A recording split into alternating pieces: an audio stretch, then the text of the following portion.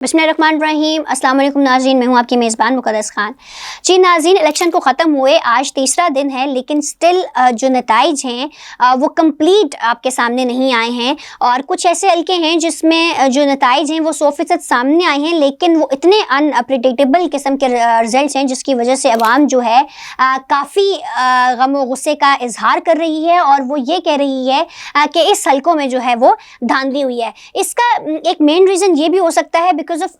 क्योंकि जो रिजल्ट्स हैं उनके अंदर काफ़ी डिले है। अगर हम बात कर लें 8 फरवरी को जो है वो इलेक्शन हुआ था, शाम तक अगर हम ना भी कहें तो अगले दिन तो रिजल्ट आ जाना चाहिए था, लेकिन इलेक्शन कमीशन ने कहा नेक्स्ट डे 9 फरवरी को सुबह 10 बजे तक रिजल्ट आ जाएंगे, तमाम रिजल्ट आ जाएंगे, लेकिन स्टिल उस टाइम तक भी कोई रिजल्ट सारे जो रिजल्ट मौसूल नहीं हुए। फिर अभी तक भी आज तीसरा दिन है तो अभी तक लगातार जो है वो रिजल्ट आ ही रहे हैं। कंप्लीट इलेक्शन कमीशन ने रिजल्ट जो है वो सामने नहीं आए और कुछ हल्कों में जो है वो अगर हम देखें जैसे ही रिजल्ट सामने आए हैं तो जैसे ही 8 फरवरी की रात को जो रिजल्ट्स में जो लोग जीत रहे थे वो सुबह जैसे ही सुबह हुई तो वो उन्होंने डिक्लेयर किया कि वो हार गए हैं। इसकी सबसे बड़ी मैं आपको मिसाल दे दूं तो NA 71 का जो सियालकोट का हल्का है जिसमें ख्वाजा आसिफ साहब मद्दे मुकाबिल थे रेहाना साहिबा के, तो इसमें जब 8 फरवरी को जब हमने रिजल्ट देखा तो वो रिजल्ट बिल्कुल डिफरेंट था और जैसे ही सुबह हुई तो वो रिजल्ट एकदम से चेंज हो गया और काफ़ी भारी लीड से जो है ख्वाजा आसिफ साहब जो है वो उस हल्के को जीतने में कामयाब रहे। लेकिन जो वहाँ के तमाम लोग थे और जिस तरह के हमने बाकी TV चैनल्स पे भी ये बात हमने देखी और उन्होंने कहा कि उस हल्के में, और ये बात खुद भी ख्वाजा आसिफ साहब ने कही थी कि उस हल्के में रेहाना साहिबा जो उस टाइम काफ़ी पॉपुलर नज़र आ रही थी बिकॉज ऑफ क्योंकि उनके साथ थोड़े मामलात भी उस तरह के किए गए, उनकी जो कागजात नामजदगी थी वो भी जब वो करने के लिए गई जमा कराने के लिए गई तो उनसे छीन ली गई। तो इस तरह के काफ़ी वाक़यात उनके साथ हुए तो थोड़ा सिंपैथी वोट भी उनकी तरफ था। तो एकदम से ये इतना बड़ा चेंज कैसे आया? एक बंदा जो रात को जो है वो इतनी बड़ी लीड से जीत रहा था वो सुबह जो है वो उसी लीड से हार गया। तो इस जो हल्का था इस पे भी काफ़ी ज़्यादा सवालात उठाए गए। फिर इसके साथ साथ अगर हम सीट्स की बात कर लें तो अभी तक नताइज के मुताबिक 265 में से इंडिपेंडेंट यानी जो PTI के उम्मीदवार थे वो 99 सीट्स पर हैं और नून लीग के 71 और पीपल्स पार्टी के 51 सीट्स हासिल कर चुके हैं। लेकिन इन तमाम सीटों के साथ कोई भी पार्टी जो है वो हुकूमत बनाने की पोजीशन में नहीं है, उनको किसी ना किसी के साथ हिलाक करके जो है वो हुकूमत बनानी पड़ेगी। इसके साथ साथ अगर हम देखें तो कल रात नवाज शरीफ साहब ने एक स्पीच डिलीवर की है, गो कि वो विनिंग स्पीच नहीं थी, कुछ लोगों ने उनको विनिंग स्पीच भी कहा, लेकिन जिस तरह से वो स्पीच कर रहे थे तो लग नहीं रहा था कि विनिंग स्पीच करें। सबसे पहले मैं आपको वो स्पीच दिखा दूं, उसके बाद हम उस पर बात करते हैं। बहुत अच्छा होता, बहुत खुशी की बात होती कि हमें पूरा मैंडेट मिलता और हम अक्सरियत पार्टी बनते और गवर्नमेंट बनाते। अगर ऐसा भी होता तो हम बाकी अपनी इत्तेहादी पार्टियों को भी दावा देते कि आप भी हुकूमत में हमारे साथ शामिल हो जाएं और आप हमारे साथ चलें। लेकिन चूंकि आज हमारे पास इतनी मेजॉरिटी नहीं है कि हम अपने तौर के ऊपर हुकूमत बना सकें, इसलिए हम अपना उन इत्तेहादी पार्टियों के साथ जो कि इस इलेक्शन के अंदर कामयाब हुई हैं, हम ज़रूर उनको दावत देंगे कि वो भी हमारे साथ शराकत करें, हमारी हुकूमत हम मिलकर बनाएं और मिलकर पाकिस्तान को मुश्किलात से निकालें। मैंने ये जो मैं आपको हल बता रहा हूं ना, हल, क्या आप इस हल को मंजूर करते हैं? मैंने शहबाज शरीफ साहब की ड्यूटी लगाई है कि शहबाज शरीफ साहब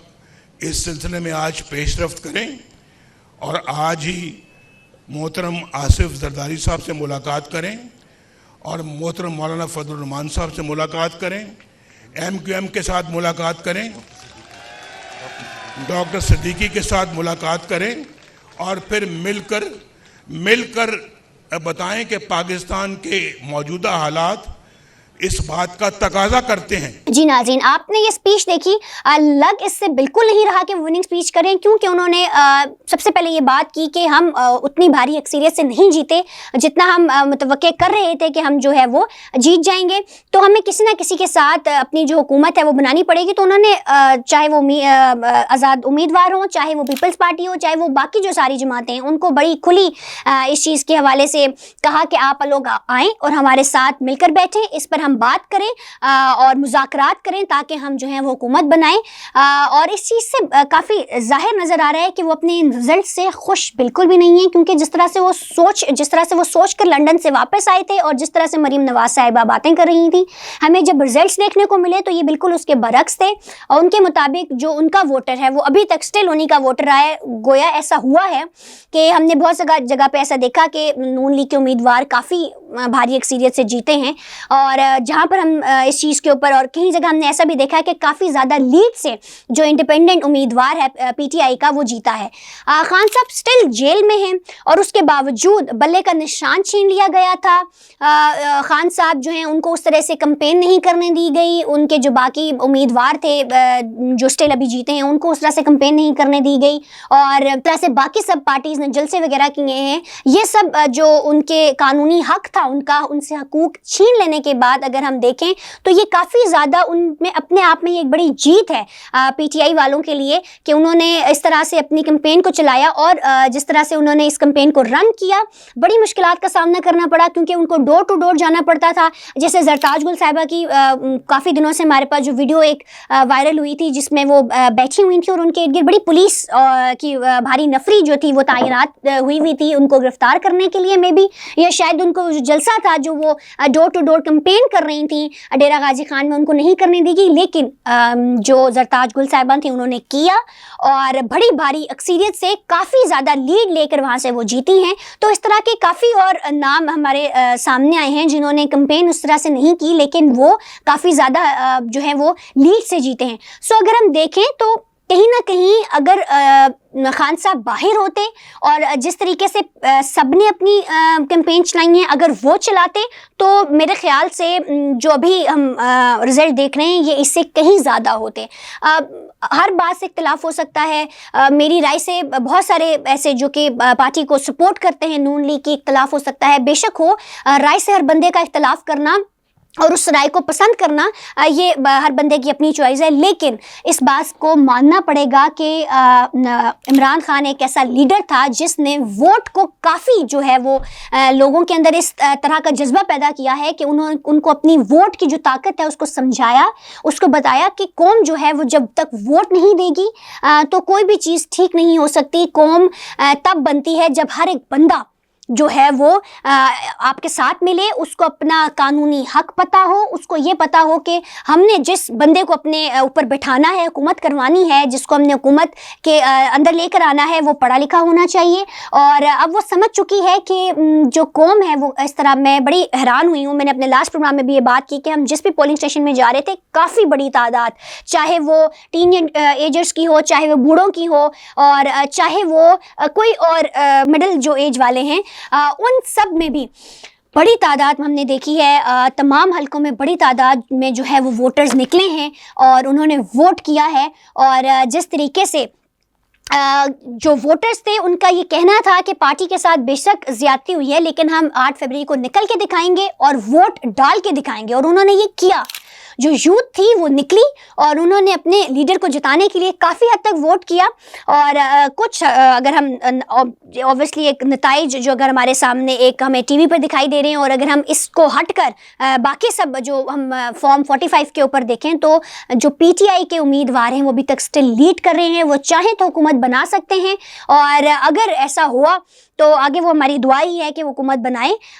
अगर नहीं बनाना चाहते, उनको किसी के साथ इलाक़ करना है तो फिर वो सोच समझ के इलाक़ करें। वैसे तो खान साहब हमेशा ये कहते हैं कि मैं ना ही पीपल्स पार्टी के साथ में हुकूमत करना चाहूँगा ना ही नून लीग के साथ। तो अब देखना ये है कि अगर बाजी पलटती है, उम्मीदवारों पर आती है बात, तो वो किसके साथ जो है वो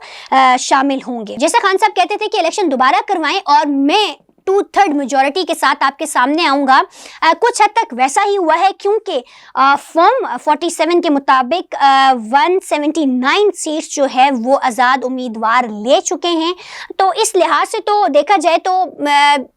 जो भी है हमें एक्सेप्ट करना चाहिए कि पीटीआई ने काफ़ी अच्छा मैदान मारा है और बाकी सारी जमातों को उस तरह से वोट्स नहीं पड़े जिस तरीके से स्टिल पीटीआई के उम्मीदवारों को जो है वो वोट पड़े हैं। लतीफ़ खोसा साहब भी अपने हलके से जीत चुके हैं और लतीफ़ खोसा साहब ने कल एक न्यूज़ चैनल को इंटरव्यू देते हुए कहा कि अगर प्रेसिडेंट पाकिस्तान अपने इख्तियारात का जो है वो यूज़ करें, आर्टिकल 45 का इस्तेमाल करें, तो वो इमरान खान की सज़ा को मुस्तरद कर सकते हैं। और अगर उन्होंने इस तरह कर दिया तो फिर हम इमरान खान साहब को वज़ीर आज़म ज़रूर बनाएंगे। तो अब इक्वेशन कुछ इस तरीके की है कि जो इंडिपेंडेंट हैं अगर वो पीपल्स पार्टी के साथ हुकूमत बनाएंगी तो फिर इस चीज़ को भी हमने देखना है, या तो फिर उनको पीपल्स पार्टी के साथ हुकूमत बनानी पड़ेगी या तो फिर उनको नून के साथ। और नून के साथ बनाना थोड़ा मुश्किल है क्योंकि उनको मिनिमम खुद भी 50 सीट्स जो हैं वो चाहिए। लेकिन हमने देखना ये है कि वज़ीर आज़म कौन बनेगा कौन नहीं बनेगा ये तो बात की बात है, पहले हुकूमत में कौन आएगा हमने इसको देखना है, और ओपोजिशन में कौन बैठेगा हमने इसको क्लियरफाई करना है। लेकिन जिस तरह के रिजल्ट्स आ रहे हैं हमें उसे एक्सेप्ट करना चाहिए। कौम जिसको अपने ऊपर बिठाना चाहती है हमें उस चीज़ को एक्सेप्ट करना चाहिए, चाहे वो किसी भी पार्टी की शिकस्त है उसको तस्लीम करें। कोई पार्टी जीती है उसको बिल्कुल खुशी के साथ उस पार्टी को मुबारकबाद दें और एक्सेप्ट करें कि आपके पाकिस्तान ने, आपके वोटर्स ने किसको वोट दिया है और जो अवाम है वो किसको अपने ऊपर बिठाना चाहती है। मुझे दीजिए इजाजत, खुदा हाफिज। अब होगी आपकी बात सिर्फ डीटीएच न्यूज़ पर।